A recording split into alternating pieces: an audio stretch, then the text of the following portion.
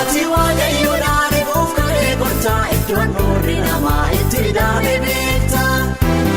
Dhibeetiin yoo aadaa keessa isaan galchee hundee wanti namaa sirriitti biqilchee. Hori dhugaa ibsuu amala yoodummaa dura tabsi gooftaa siree danda'ama.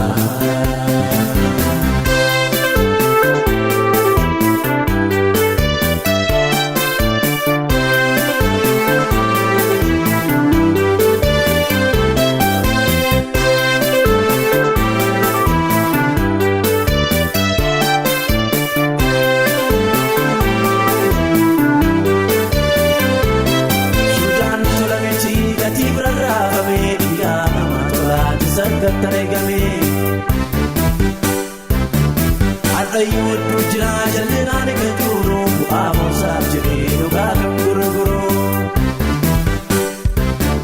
Nus balleessineerraa maaltu nu eeggata keenya afaan boolaarraa nu galchaa si goofta. Nus balleessineerraa maaltu nu eeggata keenya afaan boolaarraa nu galchaa si goofta.